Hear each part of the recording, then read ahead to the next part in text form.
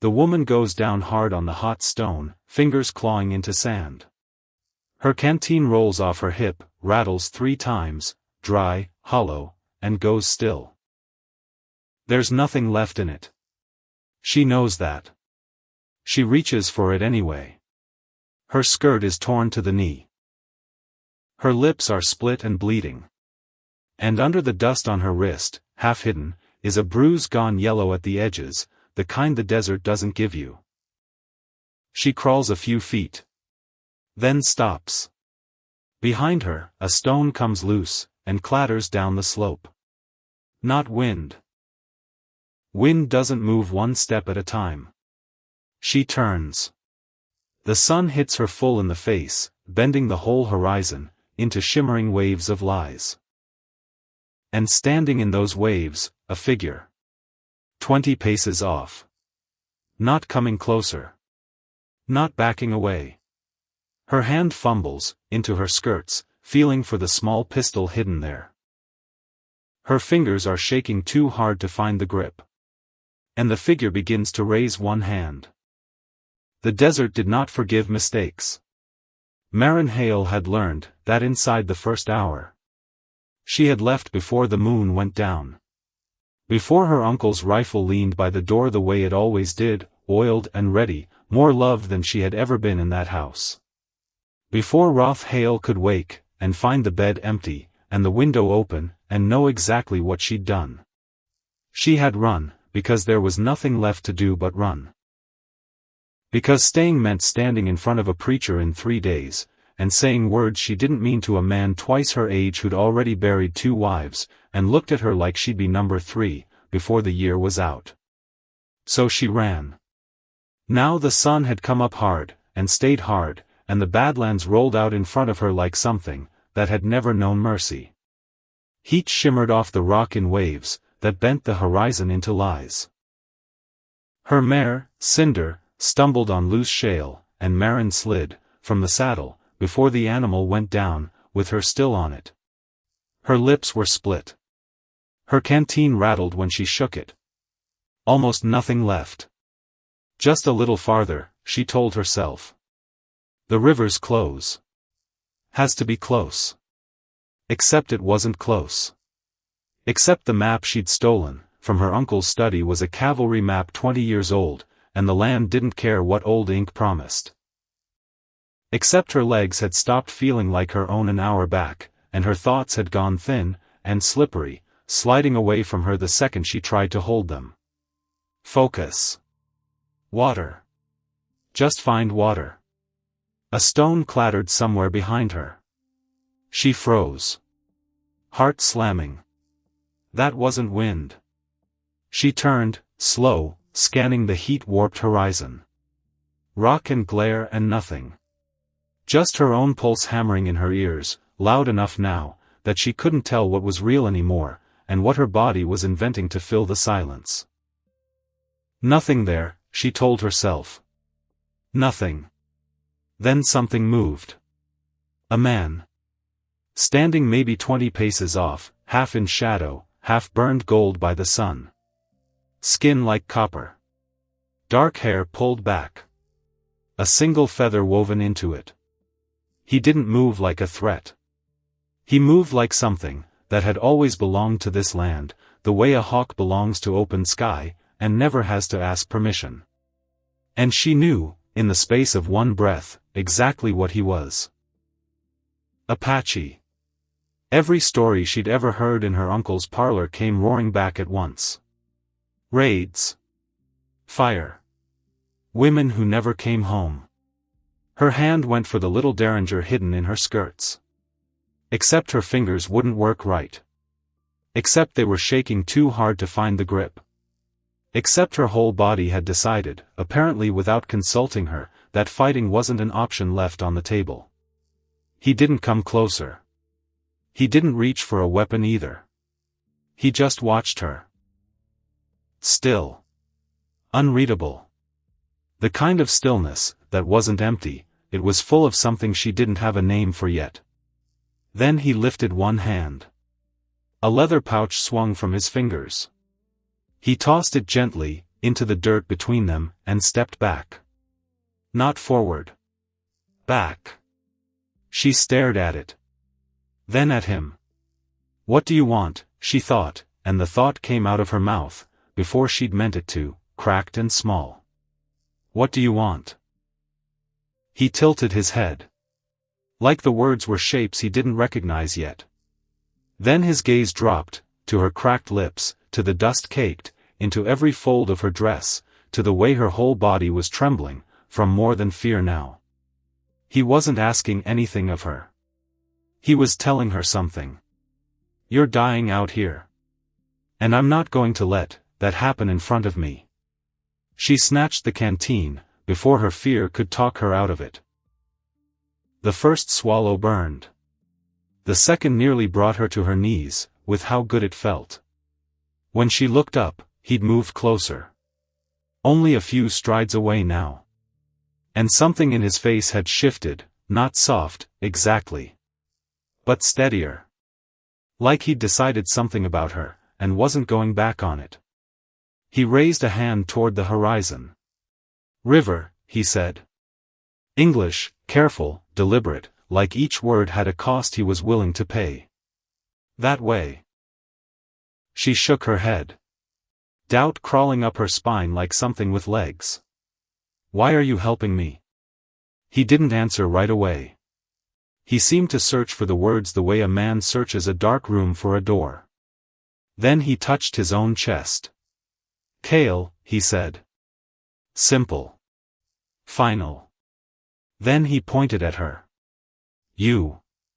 Lost. Her breath caught somewhere behind her ribs. Because it wasn't cruel, the way he said it. It wasn't an accusation. It was just true, and hearing it out loud, from a stranger in the middle of nowhere did something to her she wasn't ready for. Yes, she whispered. Lost. He gave one short nod. Like that settled it.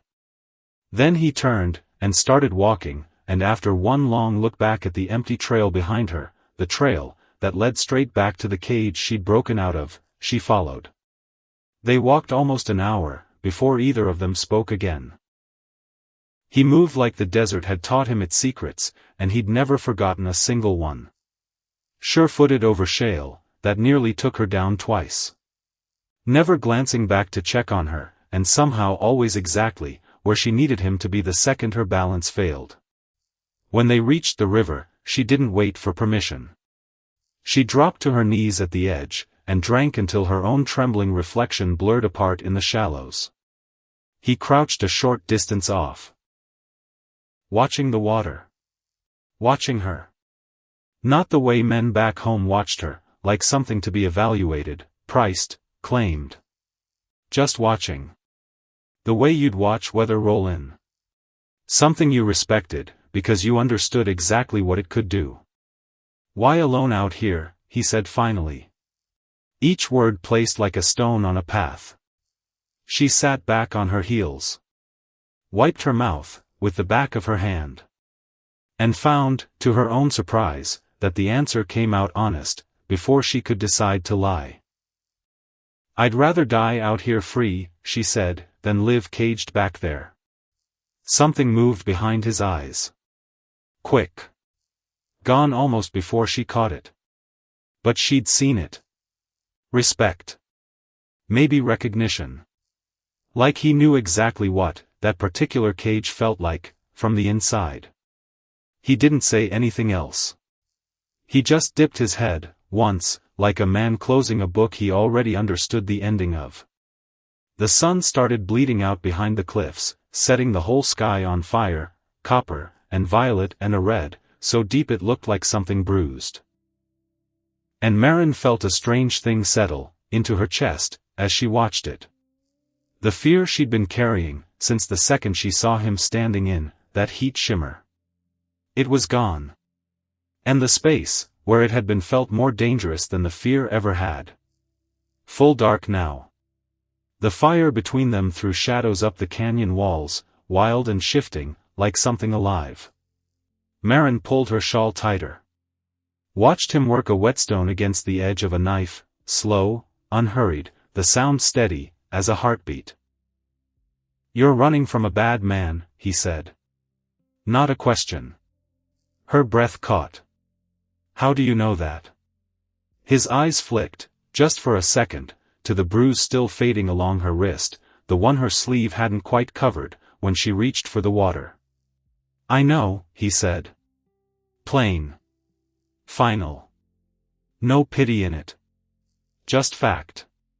She swallowed hard. "My uncle's forcing me to marry a man I can't stand. Says it's for my own good." A short, bitter breath. "I call it a different kind of cage." He nodded slowly. Turned the knife over in the firelight. "Men who hurt women," he said, "are weak. No heat in it. No performance. Just something cold, and certain, like a fact he'd carved into stone a long time ago, and never had reason to doubt since." A log cracked. Somewhere far off, a coyote called, into the dark, and nothing answered it. "What are you going to do, with me?" she asked.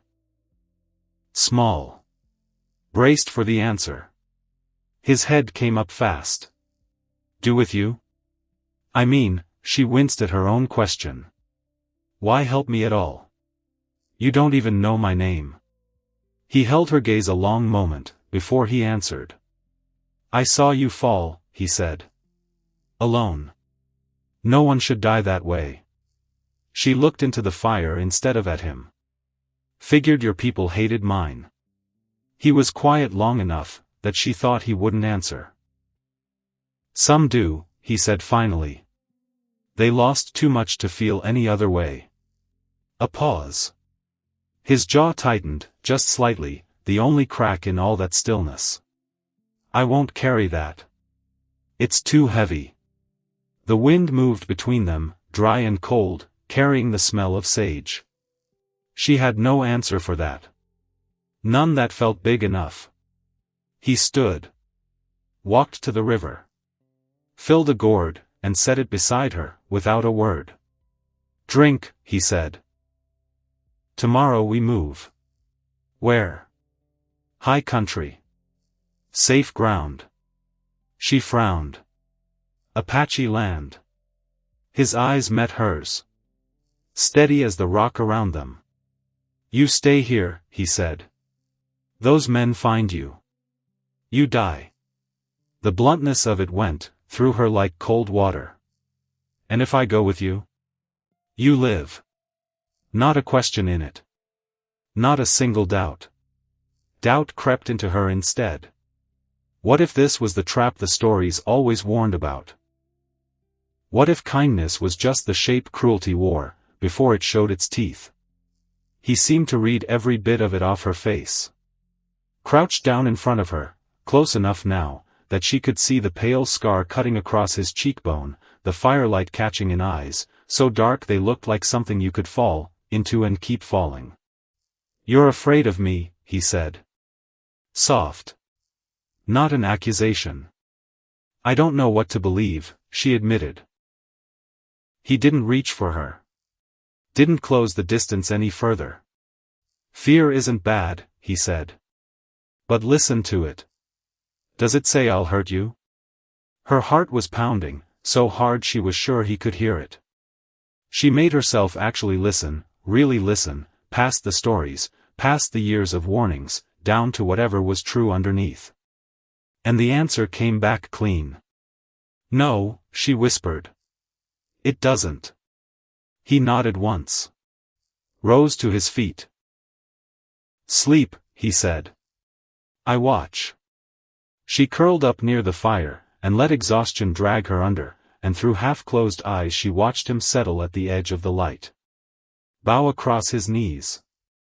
Gaze sweeping the dark, patient, unmoving, like the land itself had decided to stand guard over her.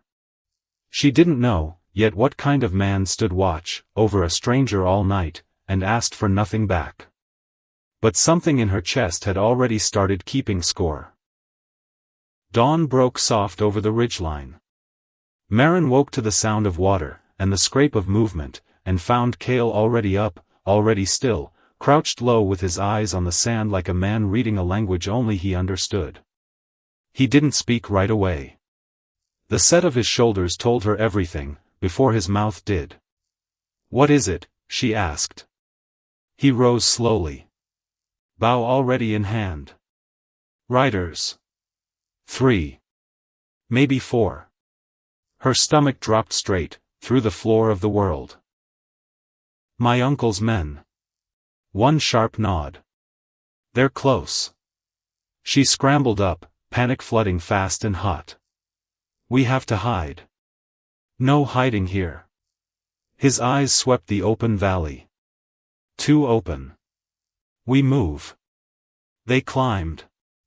Fast, hard, the heat already pressing down like a hand on the back of her neck. Near the top of the ridge, she risked one look back down, into the valley, and there they were. Tiny dark shapes cutting through the dust. Rifles flashing where the sun caught the barrels. And a flag on one saddle horn she recognized even, from this distance. Her uncle's brand. "They'll kill you, if they catch you, with me," she gasped, scrambling higher. Kale glanced back at her. Wind whipping his hair loose from its tie. "Then they'll try." Calm as a man discussing weather. Like the 4 armed riders coming for them were a fact of the landscape, no different than the heat, or the rock. They crested the ridge just as the men below swung down, from their saddles, fanning out, squatting low to read sign in the dirt. One rider hung back from the others. Didn't dismount. Just sat his horse at the edge of the group, watching, unhurried, like a man, who already knew how this would end, and was content to let the others do the work of getting there. Kale's eyes tracked him a long moment. "That one," he said quietly. "Not like the others." "What do you mean?" "He's not looking for you." A pause. "He's looking at the land."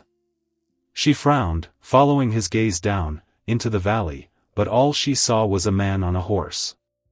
She had no way, yet of knowing what Kale had already guessed, that the man sitting still, while the others worked wasn't a hired tracker at all. He was a surveyor. And what he was surveying wasn't her trail. It was the river behind them. The canyon walls. The whole shape of the land they were standing on. "We head for the canyons," Kale said, pulling her attention back. "Harder to follow." "That's my people's country." "Is it safe there?" His eyes found hers. Steady. Unflinching. "Yes," he said. "You'll be safe there." The word hit her like a hand pressed flat against her chest. Safe. She had never once in her life associated that word with 4 walls, and a locked gate, because that was exactly what 4 walls, and a locked gate had never given her.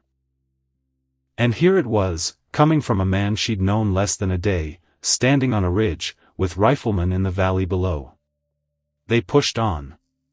Hard.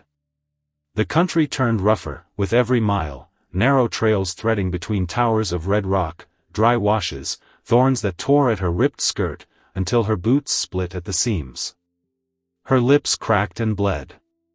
Kale never eased the pace.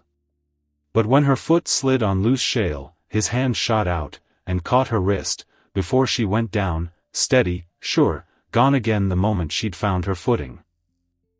By noon they crouched in thin shade beneath a sandstone bluff. Kale studied the faint tracks trailing them, then dragged a broken branch across the dirt to blur the sign. "Still coming," he said. "Slower now. This land scares them." She caught her breath. "Why are you doing this?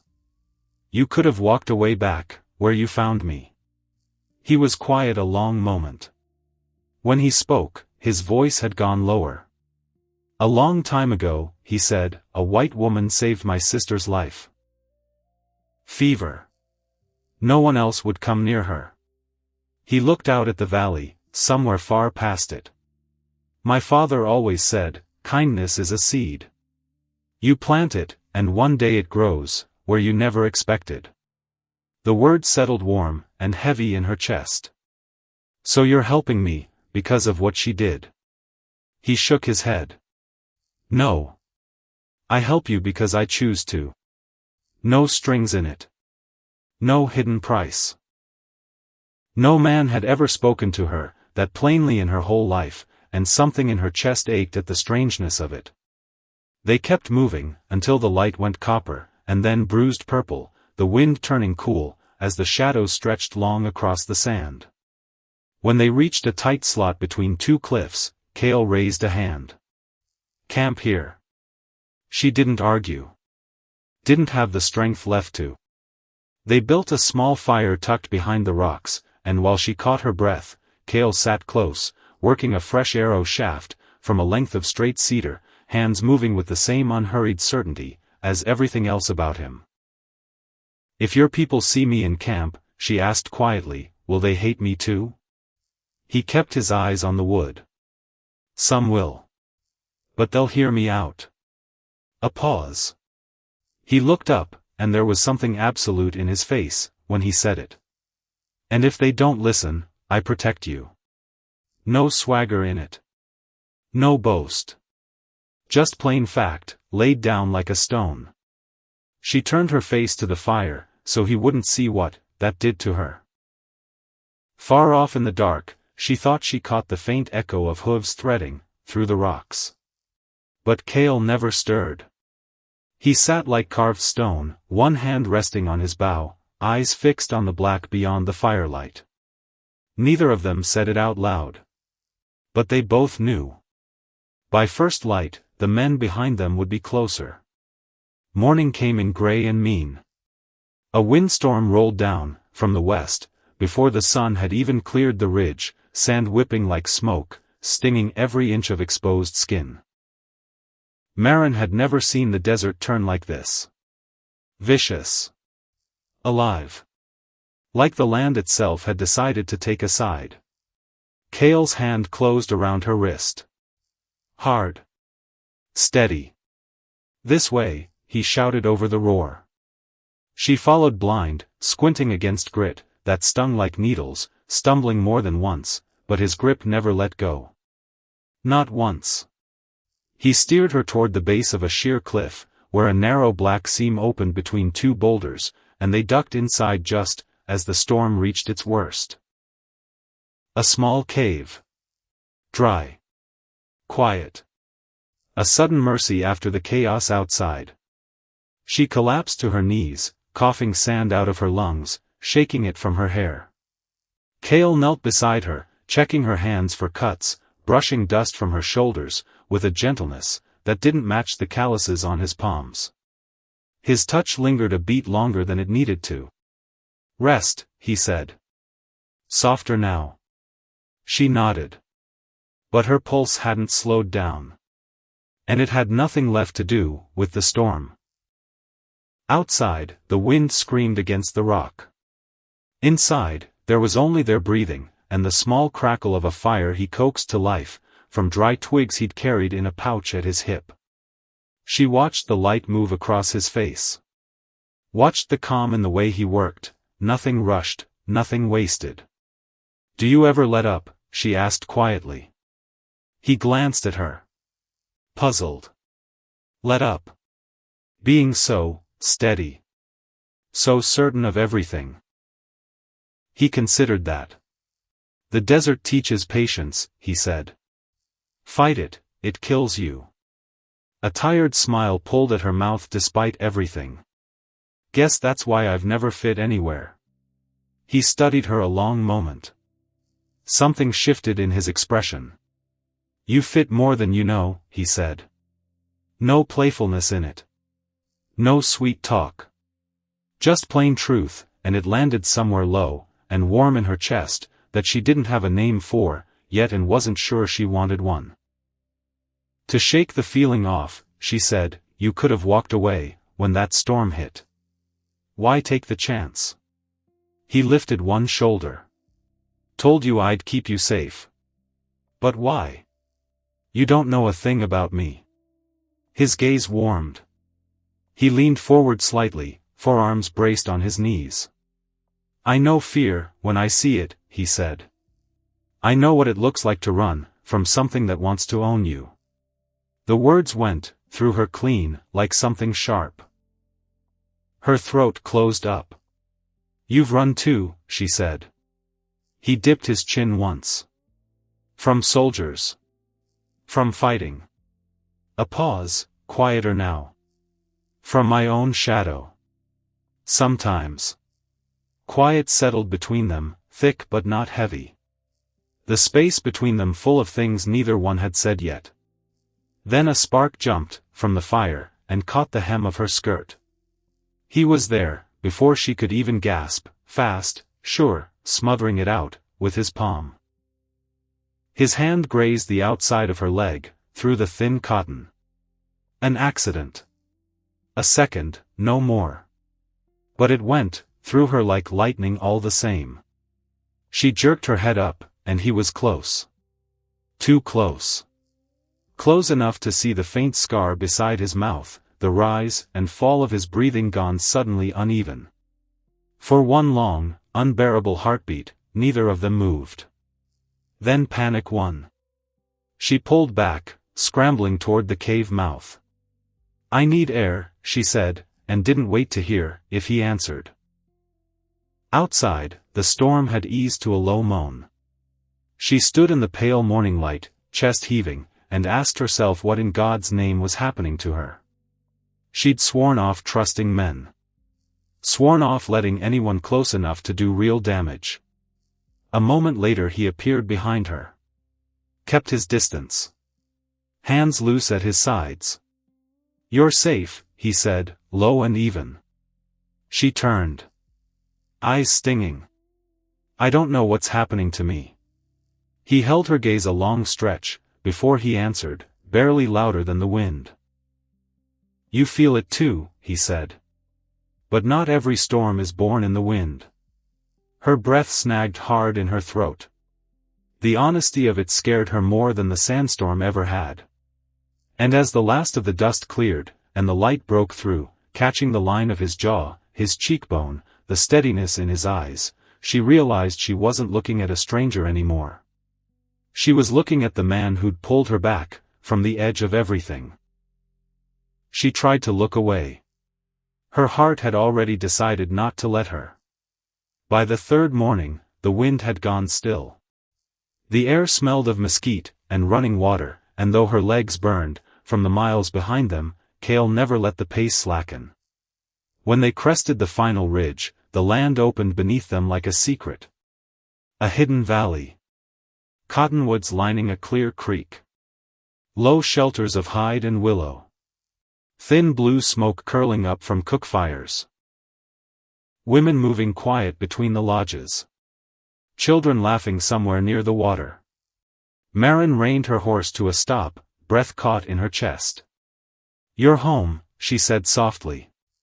My people. Her stomach nodded. And they'll take me in. He didn't answer right away. They'll see you first, he said finally. Acceptance comes after. They rode down, into the valley, and heads turned, as they passed. Men paused mid-task. Women pulled children closer. A low murmur moved, through the camp, not hostile exactly, but not warm either. Every eye a weight settling onto her shoulders. Kale swung down from his horse. Held out a hand. Come.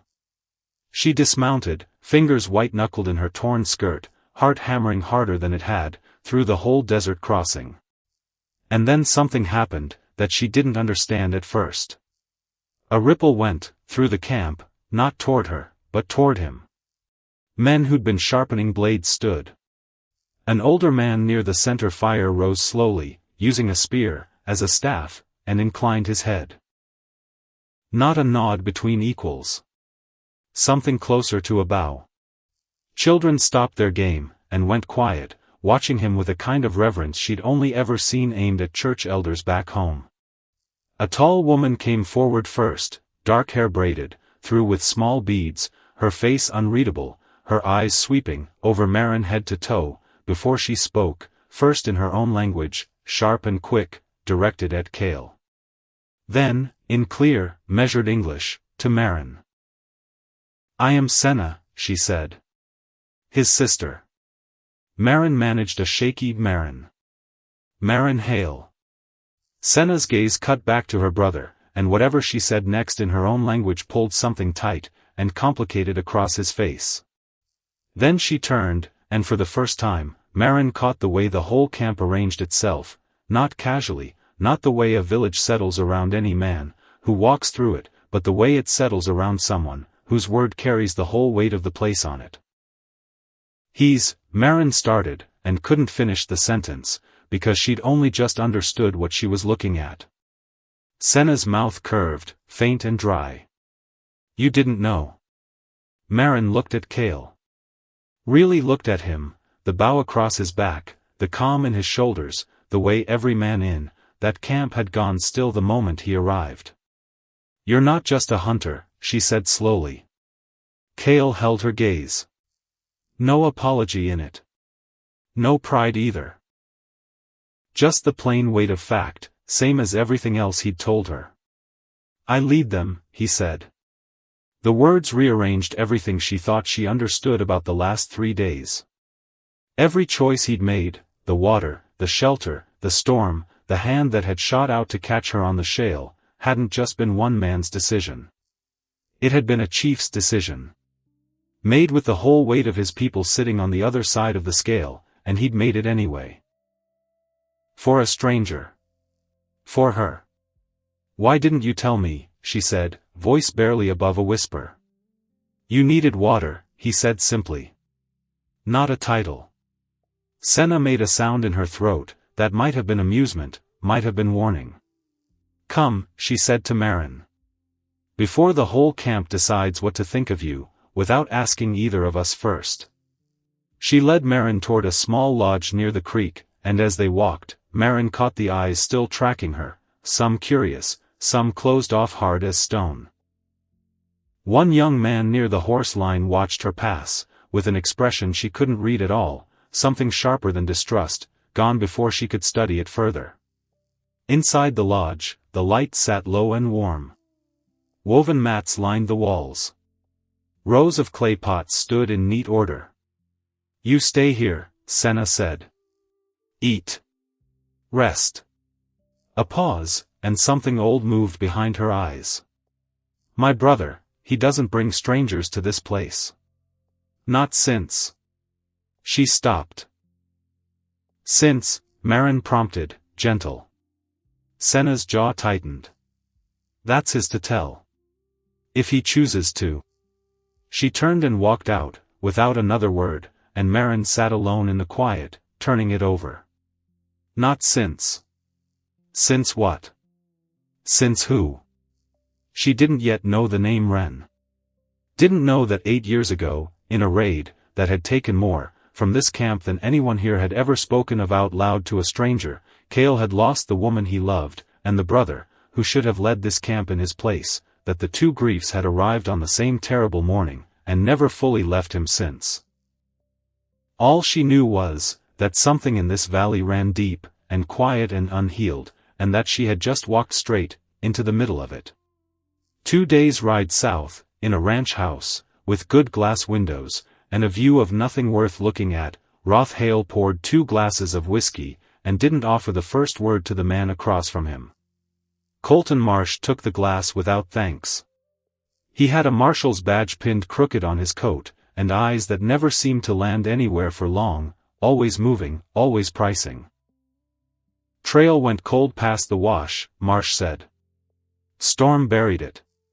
Roth's jaw worked. "She's out there with him." "An Apache chief, from the look of the sign." Marsh took a slow sip. "Which is a problem for you. And an opportunity for me." Roth's eyes narrowed. "Speak plain." Marsh set the glass down. Traced one finger along the edge of a folded document he'd laid on the table between them, a survey map, lines drawn in careful ink, over land that didn't belong to anyone in this room. "Not yet. That river she's hiding near," Marsh said, "runs straight through Apache land, before it hits your section. Territory's been sniffing around, that water grant for 2 years. Land like that, with rights to the river attached, he let the sentence sit. Worth more than any dowry you'd have gotten marrying that girl off. Roth's mouth curled, something ugly and interested moving behind his eyes. And you need a reason to ride in there with guns. I need a girl, who needs rescuing, Marsh said. And an uncle desperate enough to pay for the privilege. Silence stretched between them. Outside, wind moved through dry grass, and somewhere a horse stamped in its stall. She doesn't know, Roth said finally. Not quite a question. None of them do. Marsh folded the map back along its old creases, slow, deliberate, a man in no hurry, because he'd already decided how this would end. Far as anybody needs to know, this is about honor. A niece stolen. A wedding ruined. He raised his glass in something close to a toast. By the time anybody figures out what it's really about, he said, there won't be an Apache camp left standing to argue the deed. Hale lifted his own glass. Didn't smile, exactly. But something in his face settled, the way a man's face settles, when a plan he'd only half admitted to himself finally has a shape he can hold on to. 200 miles north, in a valley lit gold by a fire she didn't yet understand the cost of, Maren Hale sat outside the lodge Senna had given her, watching Kale cross the camp toward the elders' circle, shoulders squared under a weight she was only beginning to guess at. She had no way of knowing that the men hunting her weren't hunting a runaway bride at all. She had no way of knowing that the water she'd drunk, from gratefully, the valley that had taken her in, the man who'd carried her, through a sandstorm, without once letting go of her wrist, all of it sat on top of the one thing that had brought Hale and Colton Marsh together in a ranch house 200 miles south, glasses raised, already counting a fortune that wasn't theirs. All she knew, sitting in the dark, with the fires of the camp glowing soft around her, was that for the first time in longer than she could remember, she wasn't afraid of the night. She was afraid of what she was starting to feel. And somewhere out past the ridge, the storm that was coming for both of them hadn't even started gathering yet. Days moved differently in the valley. Maren noticed that first, before anything else, before the suspicion in certain eyes ever fully thawed, before she understood one word of the language spoken around her fire each night. Time here didn't rush. It didn't need to.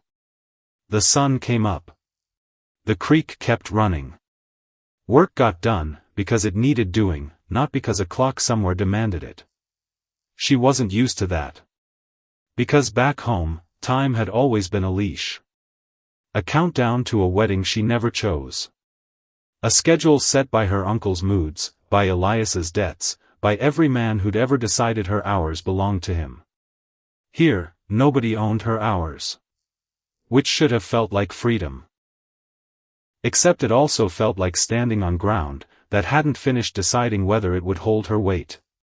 She learned to kneel beside the women at the grinding stones, clumsy at first, corn scattering everywhere, until an older woman named Beta, sharp-eyed, unimpressed, patient in a way that made Maren suspect she'd trained worse hands than this, showed her the angle of the wrist, that made the whole motion easier. She learned to carry water, from the creek at first light, 2 skins balanced across her shoulders, spilling half of it the first 3 mornings, until her body remembered what her mind kept forgetting. Children found her before the adults did. Of course they did. Children didn't carry history the way their parents did. A boy no older than 7 started trailing her on the second day, mimicking her walk, laughing when she finally noticed, and made a face back at him. By the 4th day there were 3 of them. By the 6th, she'd learned 4 words of their language badly enough, that they doubled, over laughing every time she tried them, and somehow that laughter felt like the warmest thing that had happened to her in years. But not everyone laughed. Some eyes followed her with something harder. Some men turned their backs, when she passed too close to the horse line. One in particular, young, maybe 20, with a bow he kept restrung even, when it didn't need it, watched her the way you'd watch a snake you weren't sure was sleeping, or just still. His name was Dohate. She didn't know that yet. Didn't know his father had died the same morning Kale's brother had, the same raid that had taken Kale's wife, the same wound that this whole camp carried quietly, and never spoke about in front of strangers. All she knew was that his eyes made the hair on her arms stand up. And she didn't know why yet. Senna was harder to read than anyone. She wasn't cruel. Never once said an unkind word Maren could point to, and hold up, as proof of anything. But she watched. Constantly. The way an older sister watches a fire someone else built too close to the lodges, waiting to see if it spreads. On the fourth morning, Maren tried anyway. Found Senna alone, mending a torn hide near the edge of camp, and sat down, without being invited, because she'd learned by then, that waiting for an invitation, from this particular woman might mean waiting forever. "You don't trust me," Maren said. Plain. No point dancing around it. Senna didn't look up from her work. "I don't know you." "That's not the same thing." "No," Senna agreed. "It isn't." Her needle moved, steady, unhurried. "But it's a start, and most people never get past not knowing someone, before they decide to hate them anyway. So. Small mercies." Maren almost smiled. "Is that as close to kind as you get? Ask me again in a month." Senna finally glanced up, and something flickered behind her eyes, that wasn't quite warmth, but wasn't quite its opposite either. "My brother doesn't make foolish choices. That's not the same as saying he's never made a dangerous one. Which am I?" "Ask me again in a month," Senna said again, and went back to her mending, and Maren understood that this exact exchange, guarded and careful, and honest in its own prickly way, was probably as close to progress as she was going to get for a while yet. Kale found her on the sixth evening, sitting at the edge of the creek, with her knees pulled to her chest, watching the light go gold, and then bruised, over the water. He didn't announce himself. He never did. She'd learned that about him already. He moved like a man, who trusted silence more than words, who only spent language when it was worth spending. "You've been quiet today," he said, settling onto the rock beside her. "Not too close." Never too close, not since the cave, not since that one accidental second, when his hand had grazed her leg, and something in both of them had gone dangerously still. "Your sister thinks I'm going to bring your people trouble," Maren said. "My sister thinks a lot of things." A faint edge of something almost like humor. "Most of them true." Maren huffed a laugh despite herself. "That's not comforting." "Wasn't meant to be." Silence again. Comfortable this time. The creek moved, over stone, steady, endless, the same sound it must have made 100 years, before either of them was born, and would keep making 100 years after. "Can I ask you something?" she said. "You can ask.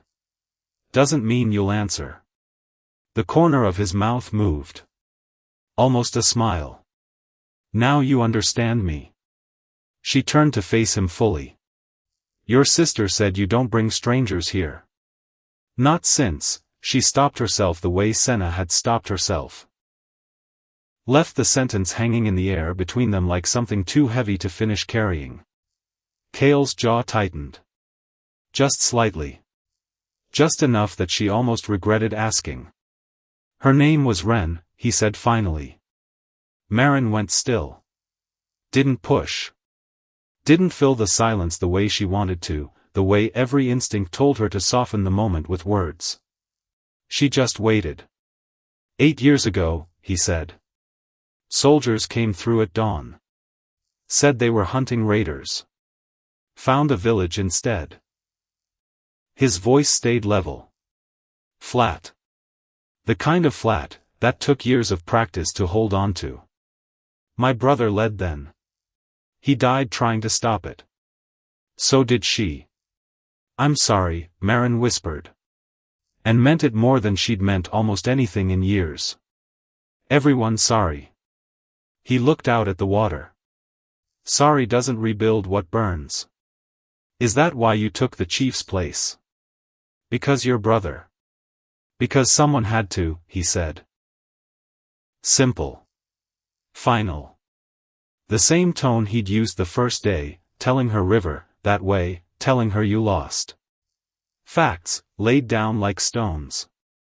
Not asking for pity. Not offering room for it either. And now, she said slowly, you're doing it again. Bringing a stranger home. After everything that cost you the last time. He was quiet a long moment. Because I told myself I wouldn't, he admitted. Until I found you on that ridge. Except then I looked at you, and I couldn't leave you there. So I stopped arguing with myself and just did it. The honesty of it landed somewhere low in her chest. Because that was the thing about him, she was starting to realize. He never dressed anything up. Never softened a truth to make it easier to swallow. He just handed you the truth, whole, and let you decide what to do with the weight of it. Do you believe what your father said? She asked. About kindness being a seed. After everything? Kale looked at her for a long moment. The gold light caught the edge of his face, and something in his expression had gone unguarded in a way she hadn't seen before, not the chief, not the warrior who'd hauled her out of a sandstorm, just a man, tired in a place deeper than muscle, still deciding what he believed. I want to, he said. Some days that's the only thing keeping me standing. She didn't know what to say to that. So she said nothing. Just sat beside him, as the light went, from gold to violet to the deep bruised blue, that meant the stars were about to come out, and for while neither of them needed words at all. The council fire burned low, that night, ringed by a dozen faces Maren had learned to read a little better each day, though not well enough, not yet, to know which of those faces were arguing for her, and which were arguing against. She wasn't allowed inside the circle. She understood that without being told. So she sat outside the ring of firelight, close enough to catch the shape of voices, if not always the words, and waited while her fate got decided by people who barely knew her name. Senna's voice cut sharp, through the night air, quick and hard in her own language. Maren didn't need translation to catch the tone. Fear dressed up as anger. The oldest trick in the world. An elder spoke next, an old man named Noda, silver-streaked hair, a spear he leaned on more than he needed to, though something in his eyes told Maren the frailty was mostly performance. His voice moved slower. Measured. The voice of a man who'd buried enough people to know that speed rarely made grief any smaller. Then Kale's voice. Low. Even. The same tone he used, with her, the tone of a man laying down facts, not arguing for effect. She caught one word she recognized. Her own name, spoken in his mouth, foreign and careful the way it had been, that first day in the desert. The voices rose. Fell. Rose again. And then, silence. Kale emerged from the circle a few minutes later, and something in his shoulders told her the silence hadn't been agreement. It had been a truce. The kind that holds only, as long as nothing forces it to break. Well? She asked, when he sat down beside her.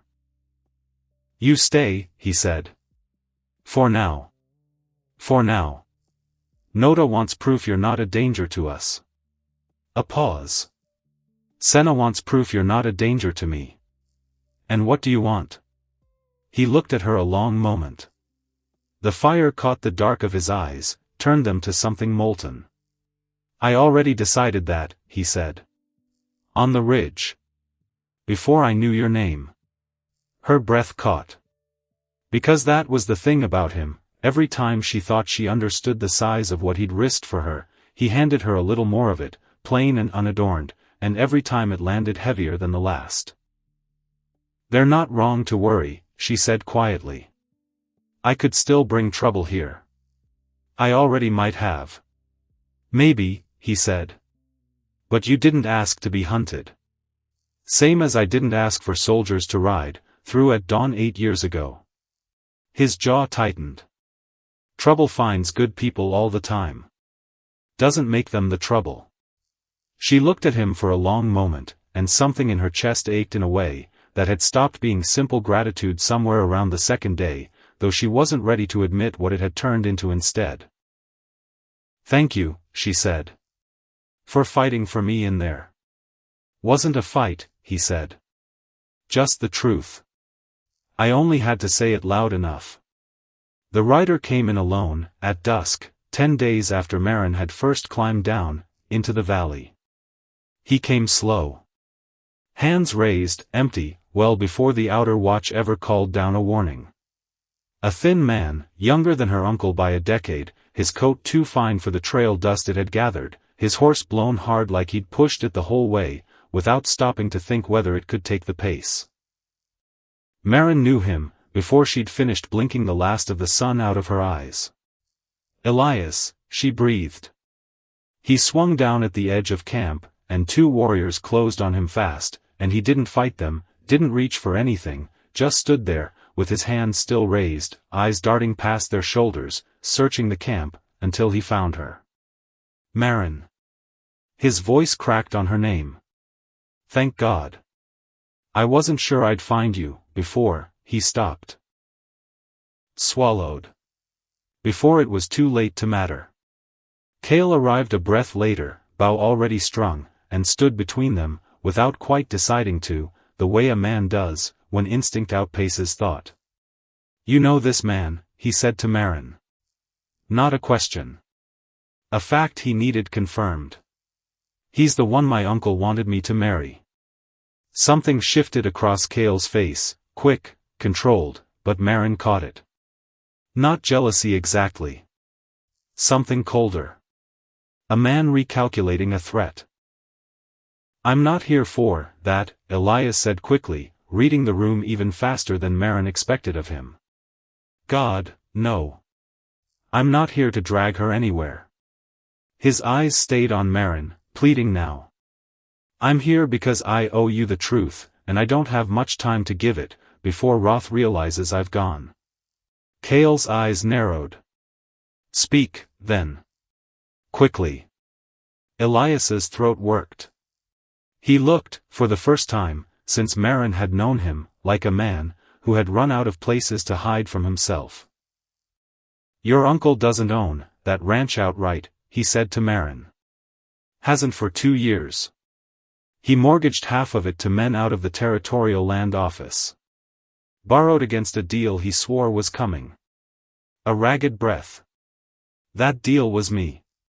Marrying you. Bringing my father's cattle contracts into the family, squaring what he owed." His jaw tightened. Except that was never going to be enough on its own. Not for what he actually owed. So he found another way to make the numbers work. "The river," Kale said. "Flat. Already 3 steps ahead." Elias's eyes flicked to him, surprised, then resigned. "You already know." "We know enough," Kale said. "Tell her what she doesn't. He's not just chasing you for pride, Maren." Elias's voice shook. "Marsh isn't a marshal riding out of duty. He's hired. Territory investors are backing the whole ride, 12 men, maybe more by now, and the wedding was never the real prize. It was cover.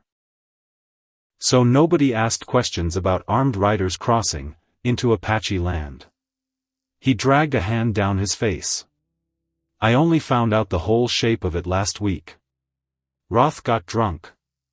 Started bragging, the way men do, when they think they've already won." A pause, heavier now. "That's when I knew I couldn't stand at that altar and pretend I didn't understand what I was helping build." "Why come here?" Kale asked. "Why not simply ride away? Disappear? You're free of the dead either way, once she doesn't stand beside you." "Because free doesn't mean clean," Elias said, quiet now, something almost like shame in it.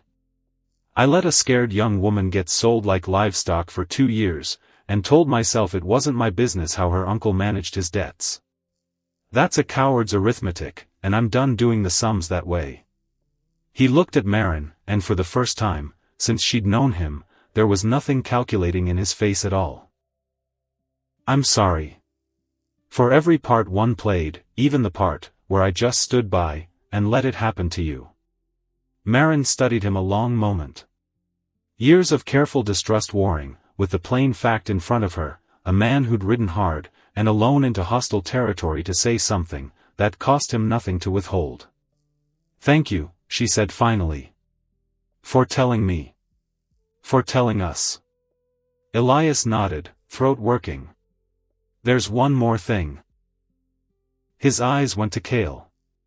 Roth's desperate now. More than you know. If this raid fails, he loses the ranch either way, the note comes due regardless. Which means he's not riding up here for land anymore. Not really.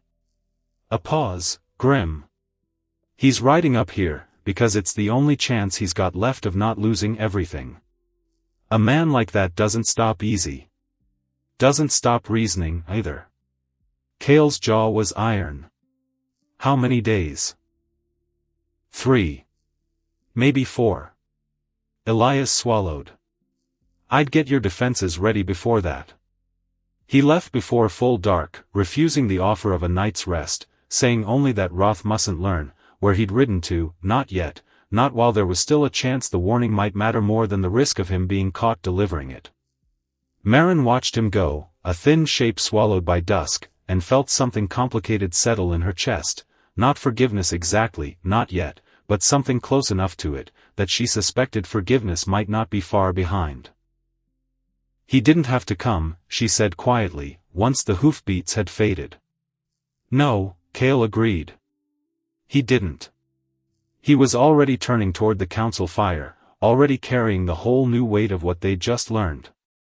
Which means somewhere in, that man is a conscience your uncle never managed to buy. Small mercy. But a mercy all the same. The camp changed shape after that. Maren watched it happen the way you'd watch weather building on a distant ridge, slow at first, then all at once. Warriors sharpening blades, that had sat and used in corners for years. Women moving children, and elders toward the deep caves cut into the canyon walls, quiet, efficient, a routine everyone seemed to know by heart, though nobody spoke of, when they'd last needed it. 3 days later, before the preparations had even finished settling into their new urgent rhythm, everything changed again. It started with a shout, from the ridge line, one of the young men on watch, calling down that riders had crossed the eastern wash. Not a war party. Not settlers on their way somewhere else. A single scout, moving slow and deliberate, the kind of slow, that meant he wanted to be seen sooner, or later, or maybe just didn't expect to be caught. They caught him anyway. Kale and 3 warriors brought him in, before midday, a wiry man in a duster coat too heavy for the heat, hands bound, face pale under a layer of trail dust. He didn't fight. Didn't beg either. Just sat where they put him near the council fire, jaw set, eyes darting like a man doing math he didn't like the answer to. Maren recognized the coat, before she recognized the face. She'd seen it before, hanging off a hook in her uncle's mudroom. He rides for my uncle, she said, low, to Kale. Kale's eyes didn't leave the man. Then he'll talk to your uncle's business. The scout didn't talk easily. It took the better part of an hour, Noda's slow, patient questions, Kale's silence doing more work than any threat could have, the simple math of a man alone in a camp of people he'd been raised to fear finally outweighing whatever loyalty he owed Hale. And what came out of him didn't just confirm what Elias had already told them. It broke the floor out, from under everything a second time, deeper this time, older. There's more, the scout said, voice cracking. Something Elias didn't know to tell you, most likely. Noda's eyes narrowed. Speak plain. The scout swallowed hard. Hale ain't new to this kind of work. 8 years back. Militia action, up along the northern range. Roth rode with the dragoons that cleared it. I heard him talk about it once, drunk, bragging on it like it was something to be proud of. Said they hit a village at dawn. Said the chief there put up one hell of a fight, before they. He stopped. Because he'd finally looked up, and seen Kale's face. And Kale's face had gone to stone. Maren felt the air change, before she understood why. Watched Kale's hands go rigid at his sides, watched something behind his eyes crack open, that she suspected hadn't cracked open in 8 long years. "Say it," Kale said. His voice had dropped to something dangerously quiet. The scout's throat worked. "I don't know exactly which." "Say it." "Northern Range," the scout stammered. 8 years back. "That's all I know. I swear that's all I." He didn't need to say more. Maren watched it land on every face around, that fire at once, the same raid. The same dawn. The same fire, that had taken Kale's brother, and Kale's wife in the same terrible hour, and the man responsible, or at least a man who'd ridden proud beside the men responsible, was her own uncle. The man she'd run from. The man hunting her right now. "No," she whispered, and the word came out broken, because until this exact moment she'd believed, actually believed, that whatever ugliness lived in Hale began, and ended with what he tried to do to her. Except now that belief was shattering in real time, right there at the fire, in front of the one man in the world she least wanted to be standing next to, when it happened. "Kale," she started. He didn't look at her. Couldn't, maybe. His eyes were fixed somewhere past the fire, somewhere 8 years, and 200 miles away, and for the first time, since she'd met him, steady, unshakable Kale, who'd talked her down, from panic with nothing but plain honest words, she watched him go somewhere she couldn't follow. "Kale," she said again, softer. His eyes came back slowly. Found hers. And what she saw there wasn't hatred aimed at her. She understood that much, even through the fear tightening her own chest. It was something worse. Grief, freshly reopened. And underneath the grief, something colder, sharper, already starting to take a shape she didn't like. "Take him to the holding lodge," Kale said, of the scout, without looking away from her. His voice had gone flat again. "Controlled. Too controlled. Guard him well." The warriors led the scout away. The fire crackled. Somewhere off in the dark, a night bird called once, and went silent. "I didn't know," Maren said. Because she had to say something. Because the silence between them had become unbearable in a way none of their other silences ever had. "I swear to you, I didn't know what he'd done. I only knew what he was trying to do to me." "I believe you," Kale said. Quiet. Even. But something in it had changed. Some door that had been open between them for 10 days had swung a few inches shut, and she felt the draft of it immediately. "Then why does it feel like you're looking at me different?" He was quiet a long moment. "Because the man, who took everything, from me," he said finally, "shares your blood. Shares your name." His jaw tightened. "That's not your fault." "I know that. I do." A pause, rawer than anything she'd heard from him yet. But knowing a thing, and feeling a thing aren't always the same animal. The words cut deeper than she expected.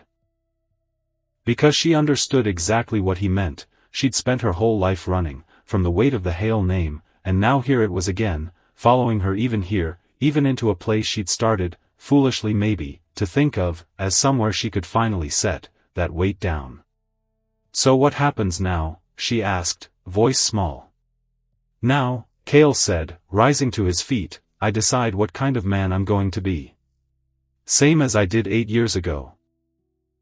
Except this time I don't get to hide behind grief, while I decide it." He walked away, into the dark, without looking back, and Maren sat alone by the dying fire, feeling the ground she'd only just started to trust shift dangerously beneath her feet again. She found him an hour later, near the horse pens at the far edge of camp, standing with one hand resting flat against the neck of his own mount, forehead nearly touching the animal's, like the simple warmth of something alive was the only thing keeping him upright. She almost turned back. Almost decided this wasn't hers to intrude on. Except leaving felt worse. So she stayed. I keep thinking, he said, without turning around, about the last thing she said to me. Maren didn't ask who. She didn't need to. Ren, he continued, she said, don't let this place go quiet just, because I'm not in it. Said quiet wasn't the same as peace. A long breath. I've spent 8 years telling myself I kept that promise. Maybe I only kept half of it. You're not the man who did that to her, Maren said. Careful. Certain. You've spent 8 years being the opposite of that man. And now that man's family is standing in my camp. He finally turned. The lantern light, from the nearby lodge caught the hard lines of his face, softened by something rawer underneath. Tell me how I'm supposed to hold both those truths at once. You don't have to hold them at once, she said. You just have to decide which one you're going to act on. He studied her for a long time.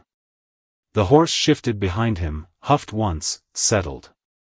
You didn't run, he said finally. When I told you what your uncle did. Most people would have run from that. From me. From all of this. I already told you, she said, quiet, steady.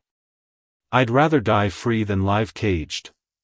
That includes being caged by what somebody else did.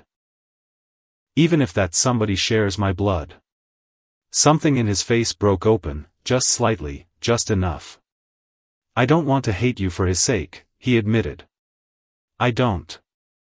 Except some nights the grief doesn't ask permission, before it shows up, and starts looking for somewhere to land. Then let it land on him, she said. Not on me. I've spent my whole life being the thing men decided to be angry at, because I was standing closest. I won't be that for you too. He looked at her a long moment, and whatever war had been happening behind his eyes seemed, slowly, to settle. No, he said finally. You won't. It wasn't much. 2 words. But something in the way he said them told her the door, that had swung shut an hour ago had just swung open again, wider than before. The next threat didn't come from outside the camp. It came from inside it. Senna found her brother 2 mornings later, pulling him aside, before the sun had fully cleared the ridge, her face tight, with something that wasn't the usual wariness she carried around Maren. Someone's been leaving, Senna said, low, urgent. At night. Past the horse line, out toward the eastern rocks. Kale's expression didn't change, but something behind his eyes sharpened immediately. Who? I don't know yet. I only know the tracks don't belong to any hunting party. Whoever it is goes alone. And comes back, before first light, careful to cover the sign each time. Kale was quiet a moment. How long has this been happening? I only noticed it last night. Which means it could have been going on longer. He didn't need to say what they were both already thinking. Because if someone was slipping out of camp alone, at night, careful enough to hide their tracks, there was only one reason worth being that careful. And it meant the scout tied up in the holding lodge hadn't been Marsh's only set of eyes inside these canyon walls. Watch the horse line tonight, Kale said. Quietly. Tell no one else. That night, Maren couldn't sleep. She lay in the small lodge Senna had given her, listening to the ordinary sounds of the camp settling into rest, and found her mind circling back, again and again, to Kale's face by the horse pens. The way grief and tenderness had fought each other behind his eyes in real time.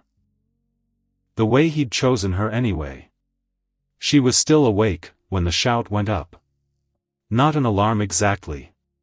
More a single sharp call, cut off almost, as soon as it started, followed by the scramble of feet, and the low murmur of urgent voices moving, through the dark.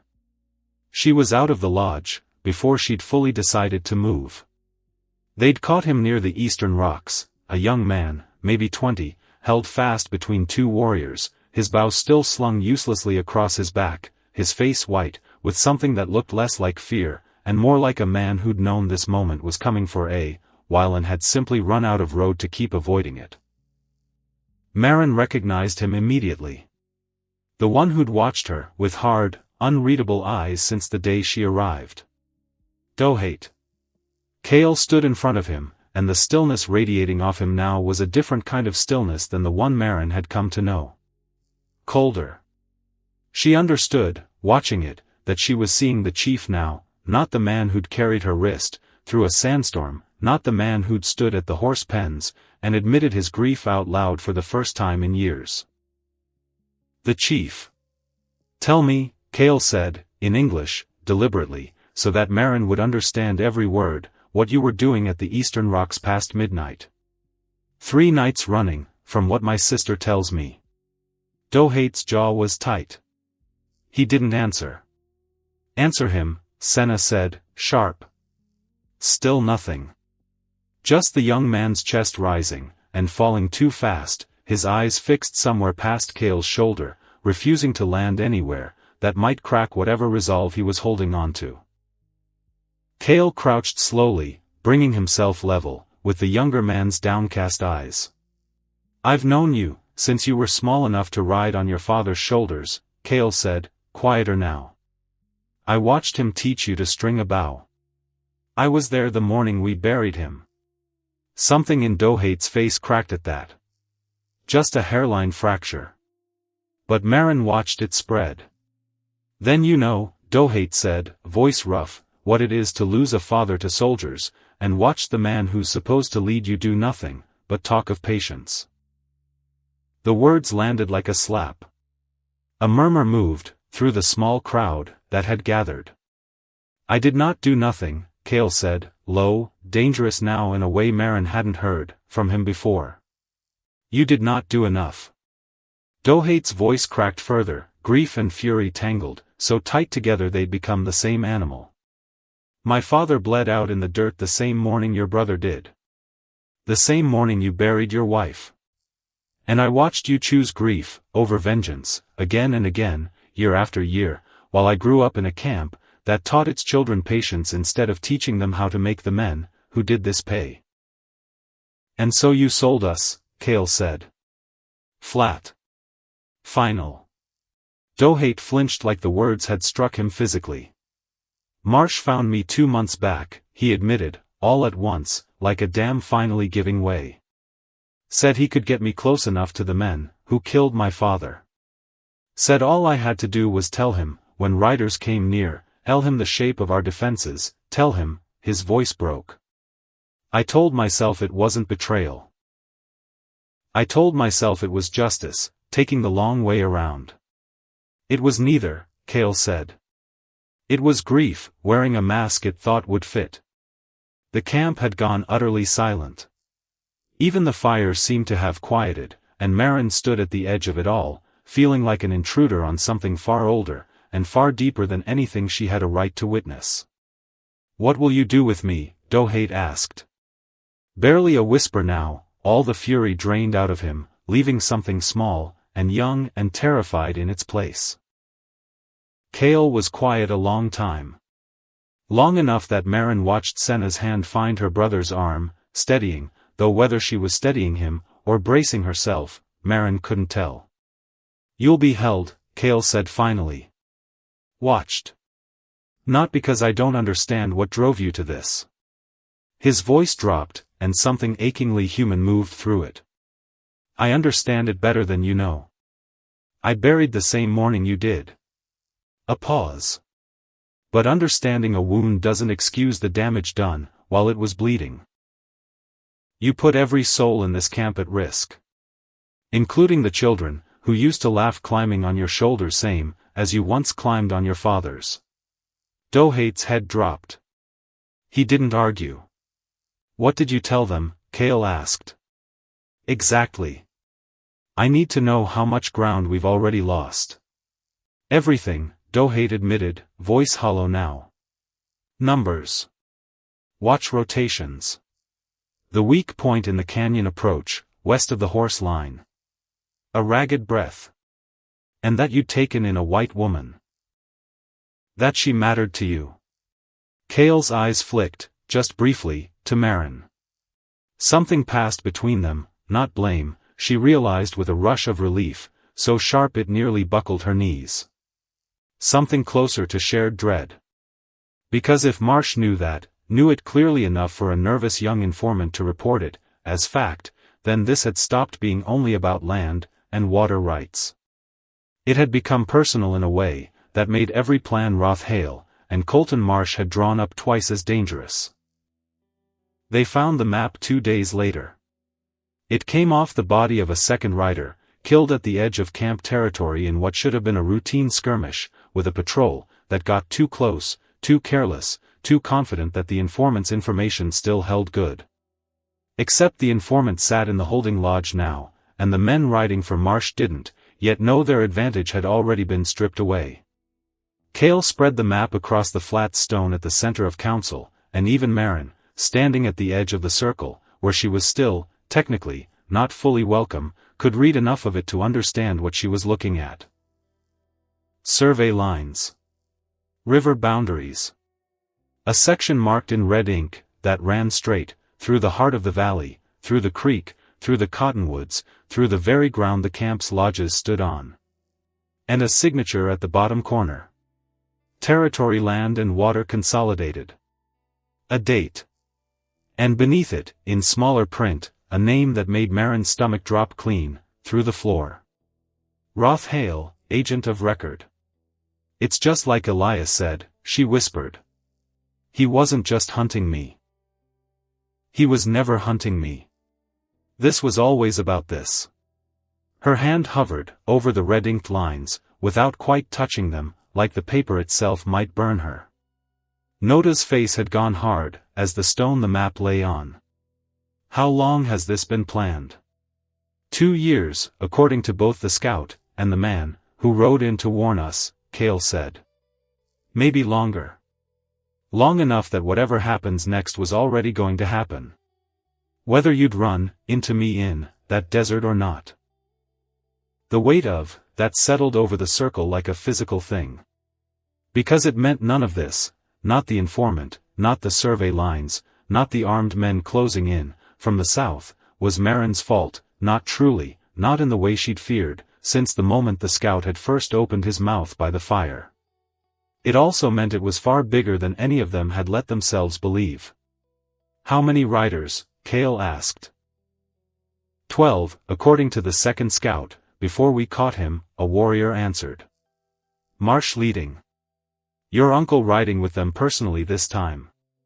A grim pause. They know their informant's gone quiet. Which means they'll move soon, before we've had time to prepare for what he already told them. Kale's jaw set. Maren watched the chief settle fully back into him, the grief and the tenderness both folding themselves away beneath something harder, something that had to carry the whole weight of this valley on its shoulders whether it wanted to or not. Then we prepare faster than they expect, he said. The camp worked like something, with a single heartbeat in the days that followed. Maren tried to help where she could. Carried water. Carried supplies.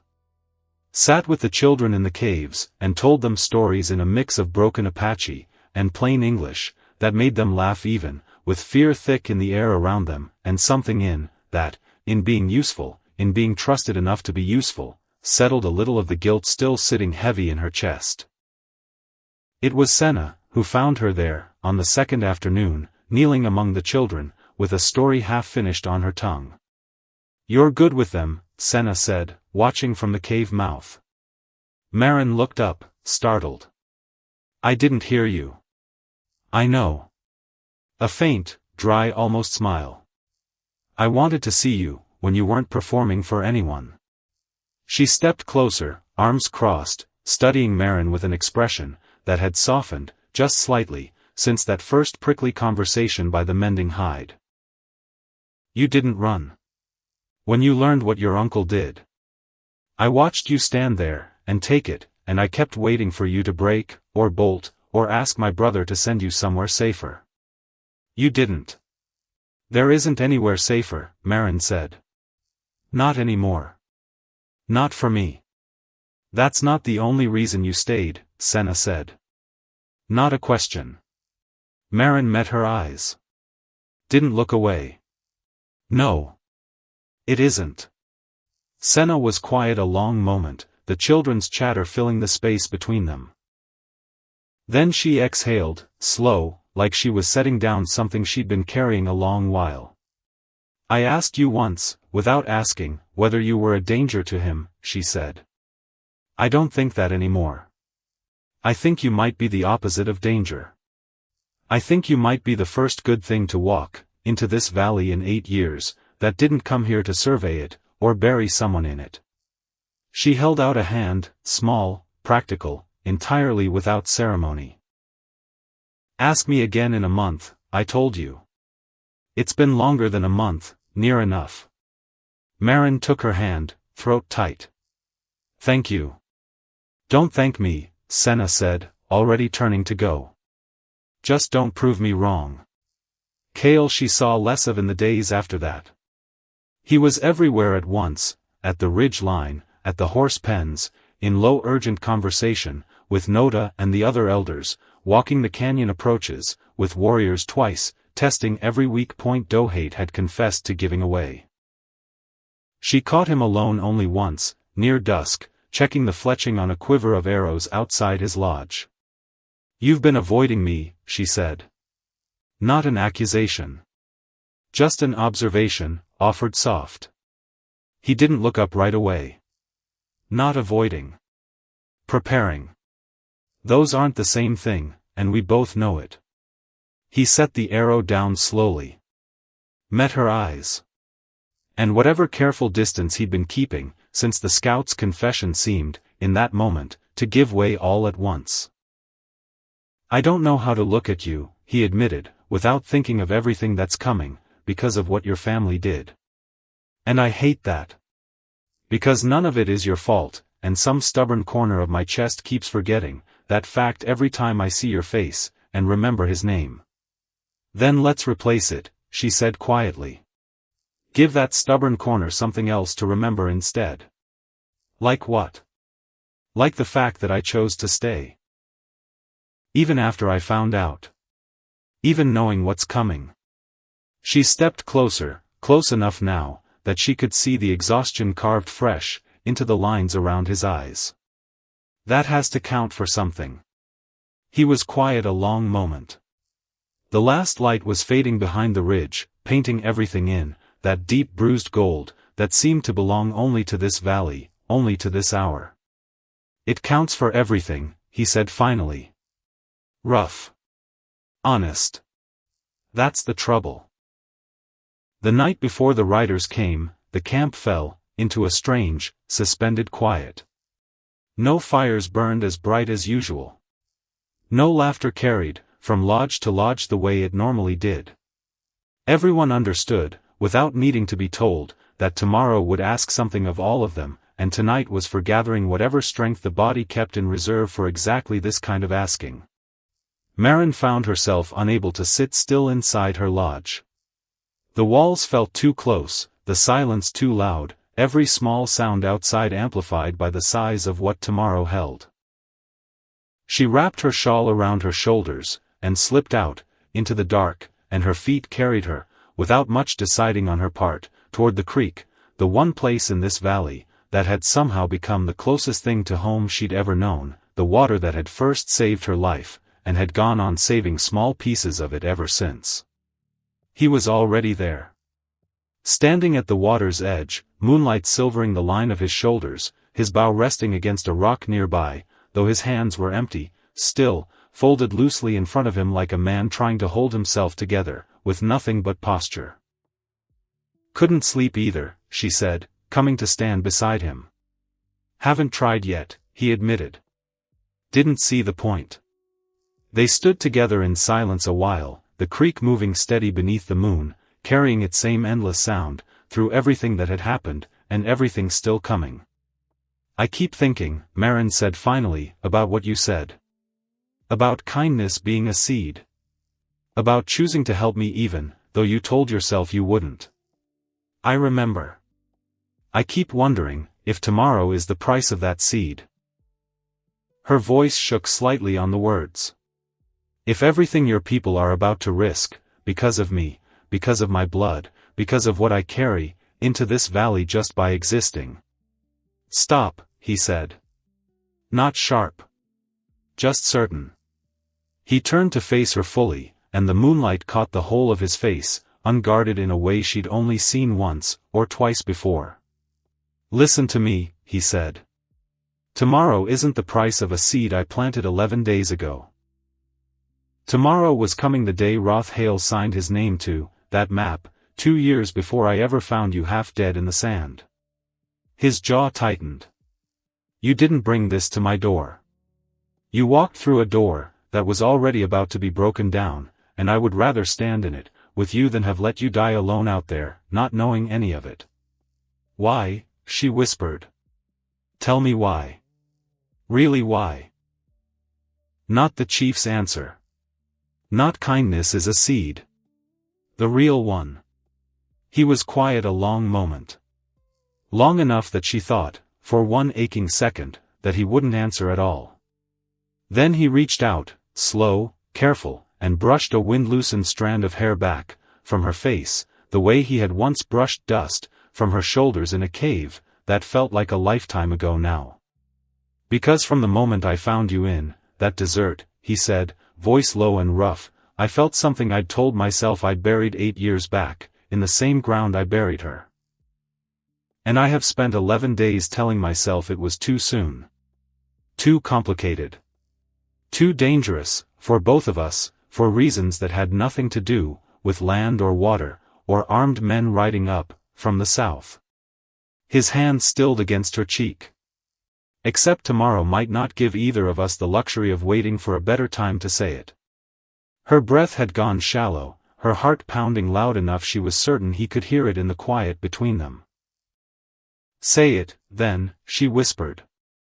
I'm already in love with you, he said. Plain. Unadorned. The same way he'd told her River, that way, the same way he'd told her you'll be safe here, a fact laid down, without decoration, because that was the only way he knew how to hand someone the truth. I don't know what tomorrow costs us. I only know I'd rather face it having said this than lose the chance to say it at all. Tears rose fast, and hot, and she didn't try to stop them. I'm scared, she admitted. Not of you. Of losing this. Of losing you, tomorrow, before I've even had the time to. I know, he said, and pulled her gently against him, one hand splayed steady against her back, the other still cradling her face like something he intended to remember the exact shape of no matter what came, with the dawn. I'm scared too. Any man who isn't scared standing where I'm standing hasn't understood the size of what he's about to lose. She tipped her face up to his, and for the first time, since the desert, since the water, since the cave, and the storm, and every near moment, that fear had pulled them back, from before now, neither of them pulled away. His mouth found hers, gentle at first, then less gentle, years of grief, and 11 days of careful distance breaking open all at once, into something neither of them had words left to describe.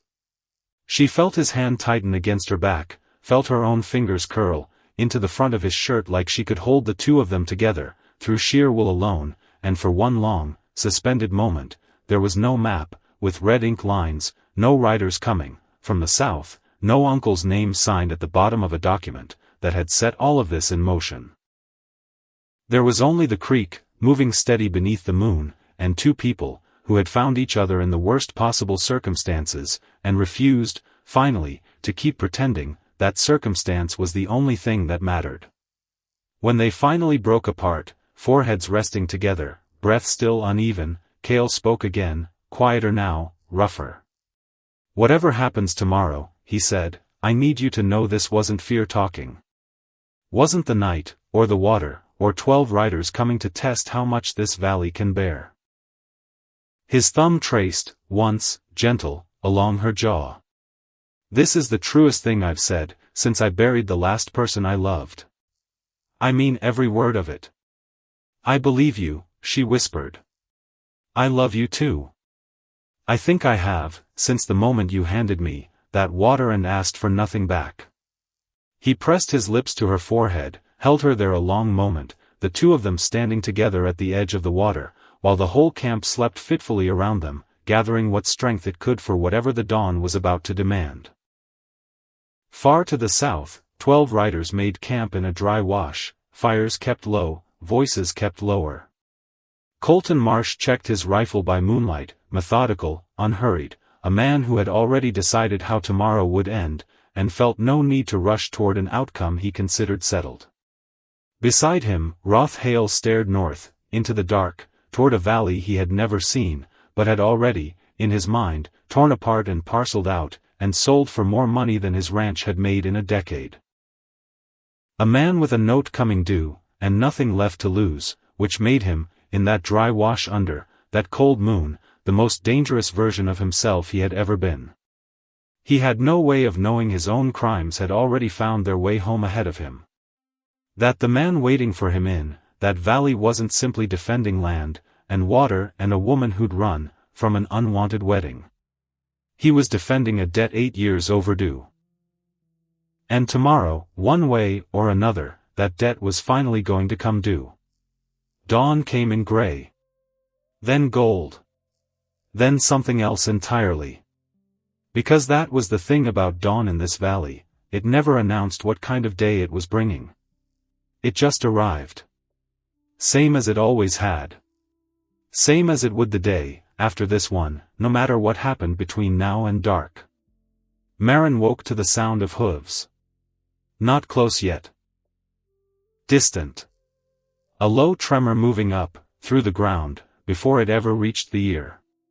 She was on her feet, before she'd finished waking, shawl forgotten, heart already slamming. Outside, the camp had come alive in that terrible, silent way she'd watched it prepare for all week. Warriors moving to their places. Bows already strung. Women herding the last of the children toward the caves, quick, quiet, no time left for comfort, only for speed. Kale stood at the center of it. And he was not the man she'd kissed by the creek last night. He was painted for battle. Black streaks across his cheeks, his chest bare above the leather strap holding his bow, and something in his stillness had changed overnight, sharper now, harder, a blade drawn from its sheath. He found her eyes across the clearing. And for one heartbeat, just one, the chief fell away, and the man underneath looked back at her instead. Steady. Afraid. Choosing not to show it to anyone but her.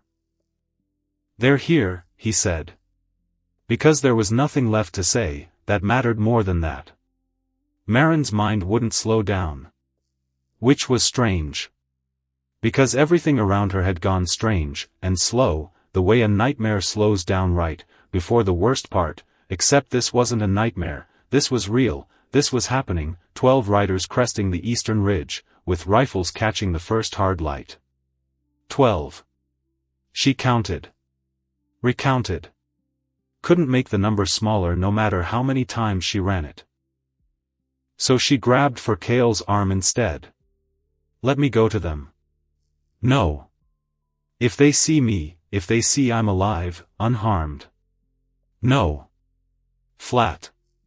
Final. The same tone he'd used the first night, telling her river, that way. Except this time it scared her instead of steadying her. "Kale, please.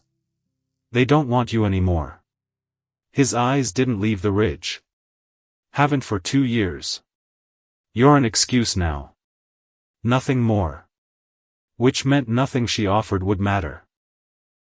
Which meant the only thing standing between 12 armed men and this valley was a chief, 40 warriors, and whatever was left of the morning. She hated how true that felt. Dust rose along the ridge line. Rifles flashed. And somewhere in the middle of that formation, riding easy, unhurried, like a man who already knew how the day would end, sat Colton Marsh. Beside him, Hale. Her uncle. Her stomach dropped straight through the earth. The riders stopped 100 yards out. Marsh raised his hand.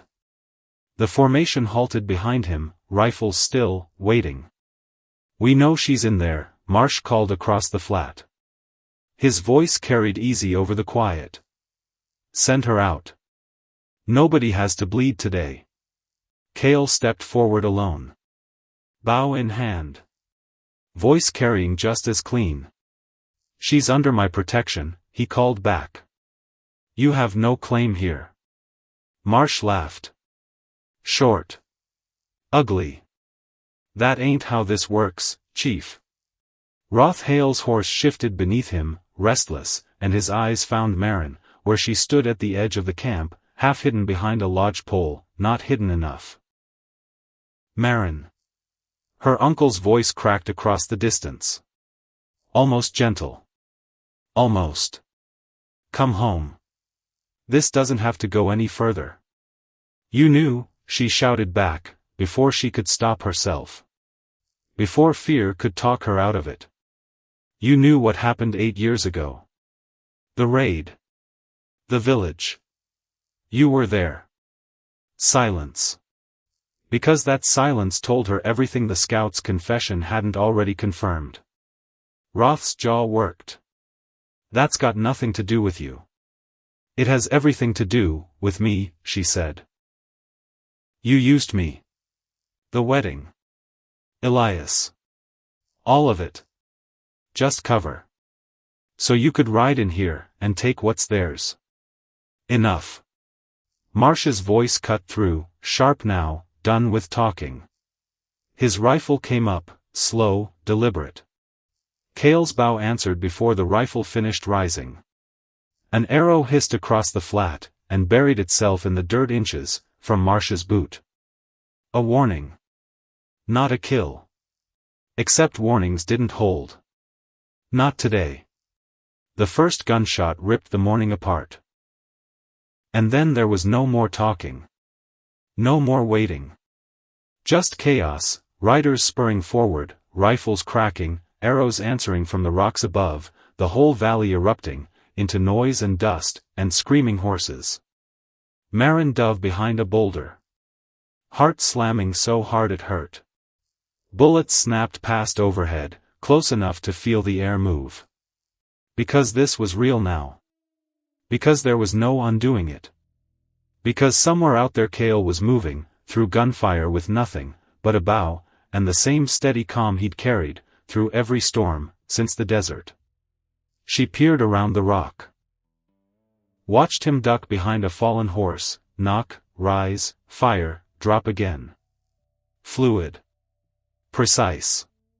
A man who'd done this, before and hated every second of having to do it again. Which was when she saw Dohate. He was fighting near the horse line, the same young man who'd sold their defenses to Marsh 2 weeks ago, the same grief-hollowed face she'd watched crack open at the council fire. Except now he was fighting for them. Fierce. Desperate. Like a man trying to buy back something he'd already spent.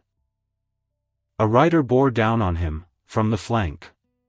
Rifle raised. Too close, too fast, no time for Dohate to turn. Kale. Maren screamed. Too late.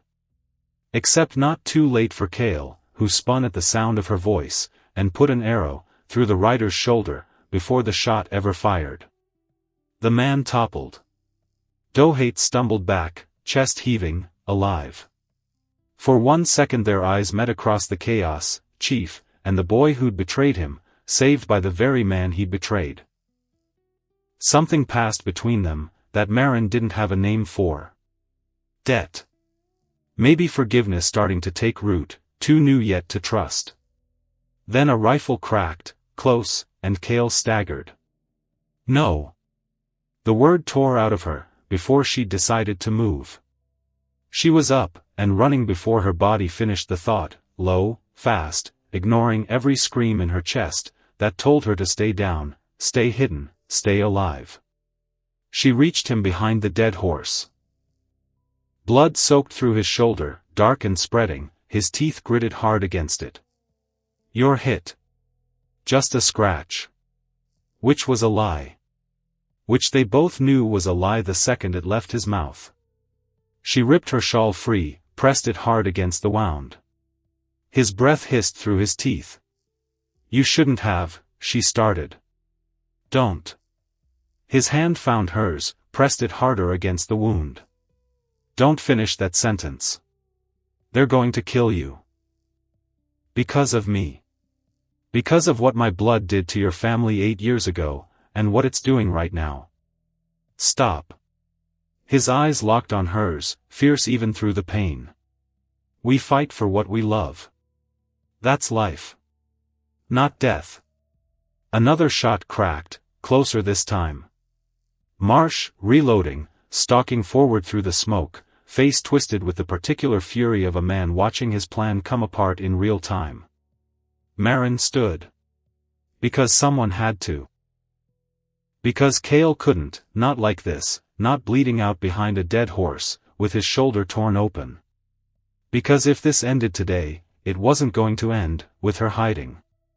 You want me, she called out, voice shaking but steady enough to carry. Then you'll have to go through me first. Marsh's jaw locked. He raised the rifle anyway.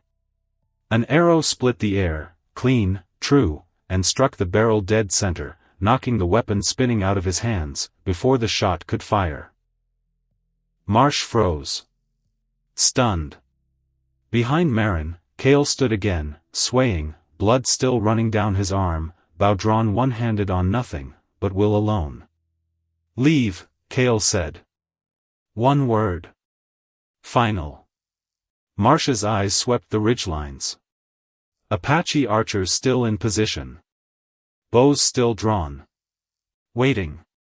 He spat a curse. Turned to signal the retreat. Except the retreat never came. Because that was the moment Hale's plan finished collapsing entirely, and the ugliest part of the morning hadn't even happened yet. Marsh. Roth's voice, ragged, furious, cutting through the settling dust. He'd dismounted somewhere in the chaos, rifle in hand, face white with rage, and something closer to panic. You're pulling back. Now? After everything I paid. Your plan's dead, Hale. Marsh didn't even look at him. Just kept backing toward his horse, eyes still on the ridgelines full of drawn bows. Whole camp still standing. Chiefs still standing. That informant of yours is worthless now, and half my men are down. His voice went cold. There's no deed worth dying for today. You promised me that river. Roth's rifle came up, shaking, aimed loosely at nothing, and everything at once. You promised. I promised what the job was worth. Marsh finally turned to face him fully. And whatever had been simmering under his calm all morning finally surfaced, plain and merciless. You told me this'd be easy. Girl runs off, uncle hunts her down, nobody asks questions, while we survey the water rights. Instead I've got a dead scout, a burned informant, and a camp that fights back harder than you ever warned me it would. So what, you're just leaving? I'm cutting my losses. Marsh's hand drifted, slow, deliberate, toward the pistol at his hip. Same as I should have done the second I heard what you did 8 years back. Bragging on it, like a man proud of a raid gone wrong instead of ashamed of it. His eyes went hard. I don't work with men who paint themselves heroes for burning villages. Should have walked away from you the day I heard that story. You knew, Roth said, disbelief cracking his voice. You knew what I did, and you still. I knew you were useful, Marsh said. Until you weren't. Roth's face twisted, desperate now, the whole architecture of his plan crumbling in real time in front of him. His rifle swung up, toward Marsh this time, shaking hands, a man with nothing left to lose reaching for the only leverage he had left. Marsh was faster. The shot rang out flat, and final across the valley, and Hale dropped, where he stood, and for one long terrible second, the whole battlefield went silent around it. Maren felt the scream catch in her throat, before it ever escaped. Because whatever he'd done, whatever cruelty he'd carried, whatever debt 8 years old he'd never once tried to pay, he was still the only family she'd had left in the world, until 11 days ago. And now he was gone. Not by Kale's hand. Not by any Apache blade or arrow. By the very man he'd hired to help him take what wasn't his. Marsh didn't linger. Didn't look back. He swung up, onto his horse, barked something sharp at what remained of his riders, and the whole broken formation wheeled, and fled east, dust boiling up behind them, gone before anyone in the valley had finished processing what they'd just watched. Silence rolled back in. Heavy. Slow. Maren stood frozen, staring at the place, where her uncle had fallen, feeling something complicated, and terrible move, through her chest, not grief exactly, not for the man who'd tried to sell her like property, and burned who knows how many lives before that.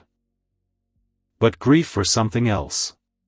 For the family she'd never really had. For the ending, that should have looked different and didn't.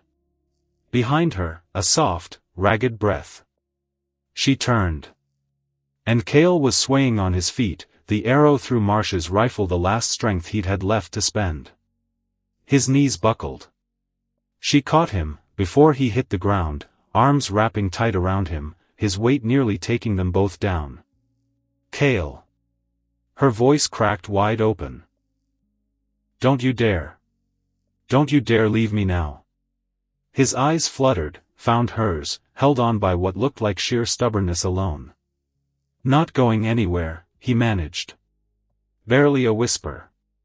Then his eyes closed, and his name slipped from her lips like a prayer she hadn't spoken, since she was a girl kneeling at her mother's bedside, and the sun climbed higher, over ground marked, with blood and smoke, and an ending nobody in that valley had asked for. The hours after blurred together the way trauma always blurs, time folding in on itself, minutes stretching and collapsing without warning. Senna took over the wound, with steady, practiced hands, binding it tight, murmuring something low in her own language, that Maren didn't need translated to understand as prayer. He's strong, Senna said, without looking up. The spirit isn't ready to call him home. Not yet. She glanced at Maren, just once, something unspoken passing between them, the kind of understanding that only comes after a month of small, careful proofs. Stay close.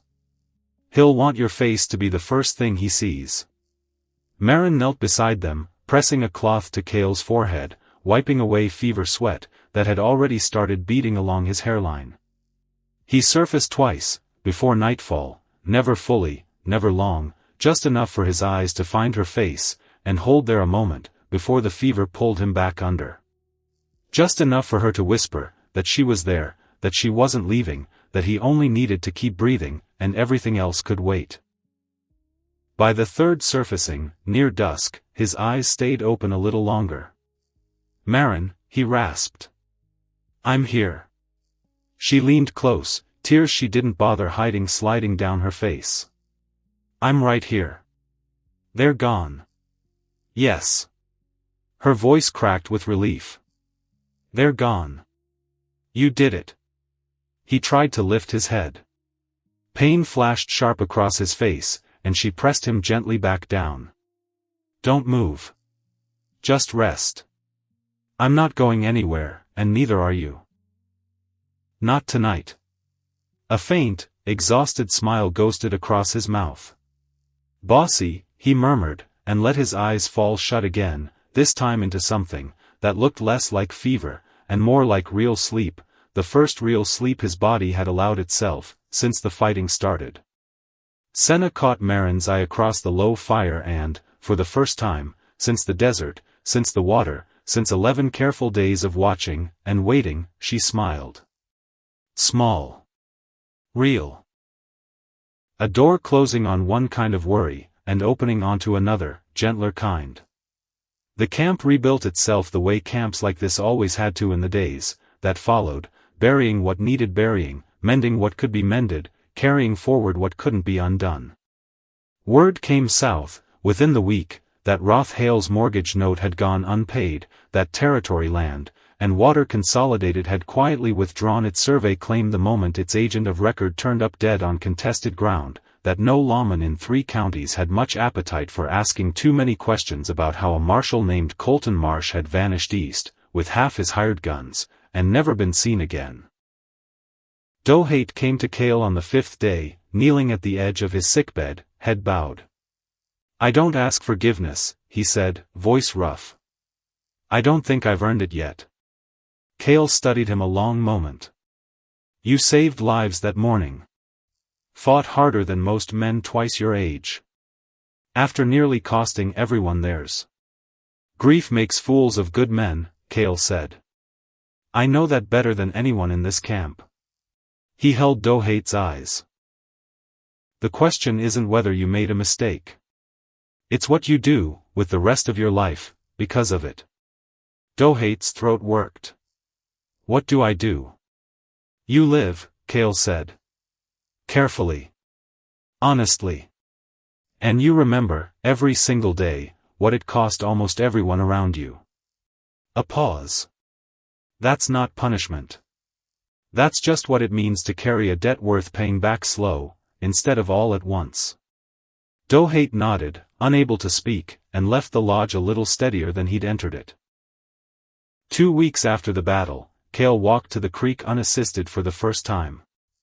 Maren found him there at dawn, standing at the water's edge in the same spot, where everything between them had first cracked open, the confession about Ren, the night before the fighting, when he'd finally said the words neither of them had been brave enough to say sooner. "You shouldn't be out here alone," she said, coming to stand beside him. "I rest better," he said, "when I find you." She smiled despite herself.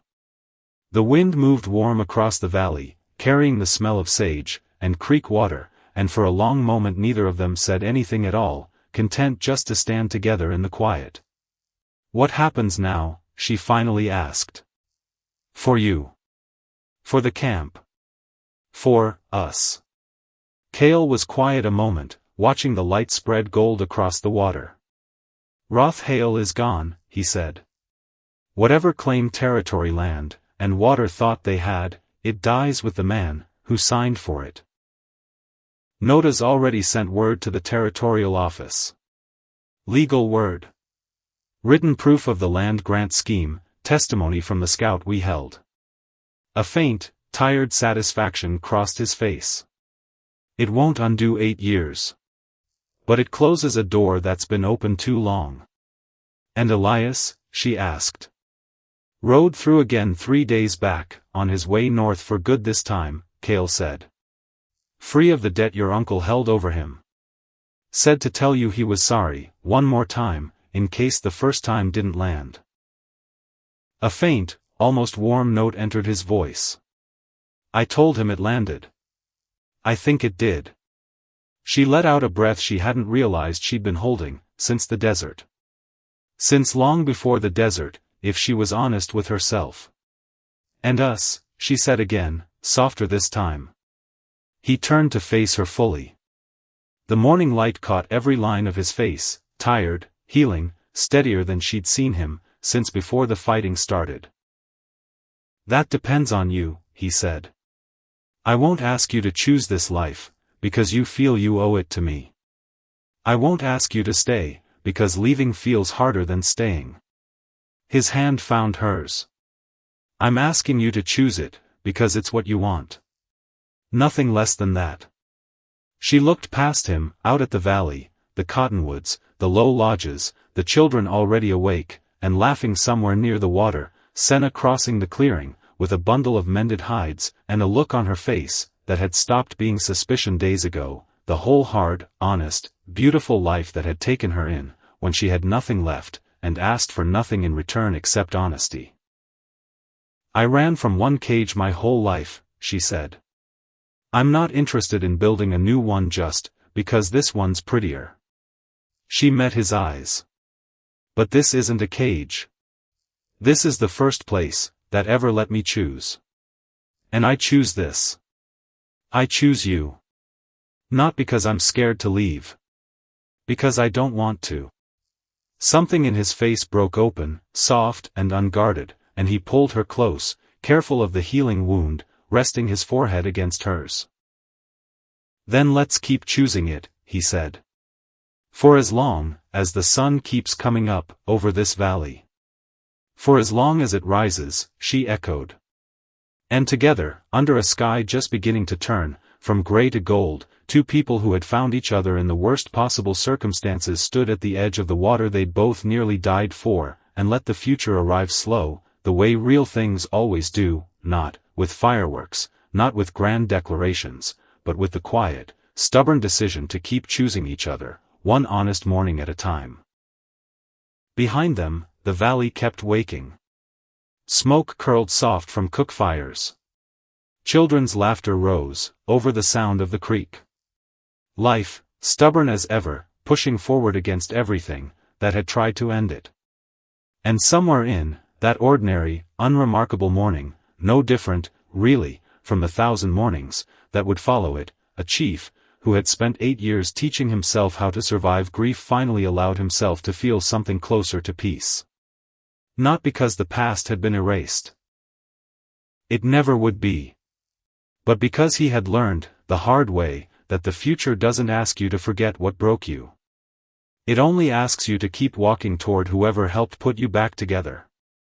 And Maren Hale, once a woman, who ran because she had nowhere else to go, had finally found the one place on earth she wanted to stay.